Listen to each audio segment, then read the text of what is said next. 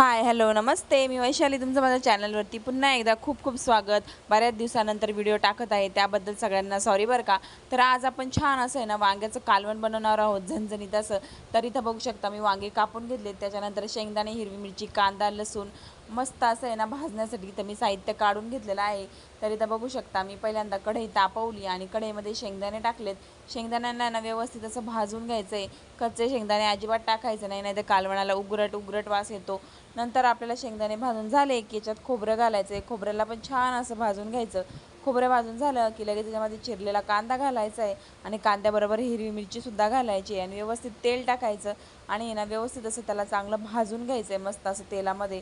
तर इथं बघू शकता आपण कांद्याला आणि मिरचीला व्यवस्थित तेलामध्ये भाजून घेतलं आहे. हे सगळं साहित्य ना मी एका प्लेटमध्ये काढून घेतलं आहे आणि त्याच्यामध्ये ना वरून लसूण टाकून मिक्सरच्या भांड्यामध्ये काढलं आहे आणि व्यवस्थित असा मसाला बारीक करून घेतला आहे मिक्सरमध्ये. तर इथं बघू शकता मी इथं कढईमध्ये तेल तापायला ठेवलं होतं. कढईत तेल ओतलं आहे आणि छानपैकी त्याच्यात जिरा आणि मोहरीची ना मस्त अशी खमंग अशी फोडणी करून घेतली आहे. त्याच्यानंतर आहे ना आपल्याला याच्यामध्ये घालायचं आहे कढीपत्ता. कढीपत्ता टाकल्याच्या नंतर आहे ना याच्यामध्ये हळद घातली आहे आणि हळद टाकल्याच्या नंतर आहे ना याच्यामध्ये मी थोडासा घरगुती मसाला टाकलेला आहे. त्याच्यानंतर आहे ना याच्यामध्ये मी घातलेली आहे मिरची पावडर. त्याच्यानंतर आपल्याला याच्यामध्ये घालायची आहे धन्याची पावडर. तर बघू शकता धना पावडर टाकलेली आहे मी.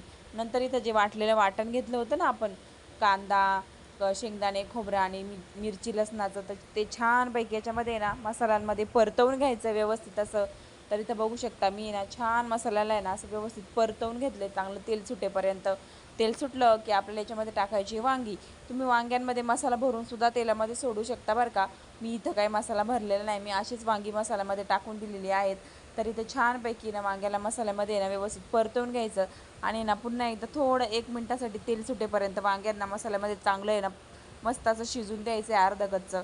तर इथं बघू शकता आपलं अर्धं कच्चं शिजून झालं की आपल्याला याच्यात शिजण्यापुरतं आहे ना पाणी घालायचं आहे. तुम्हाला घट्ट पातळ कसं हवं आहे तसं तसं तुम्ही ठेवू शकता. तर इथं मी बघू शकता मी जरा थोडंसं घट्टच ठेवलेलं आहे रस्सा.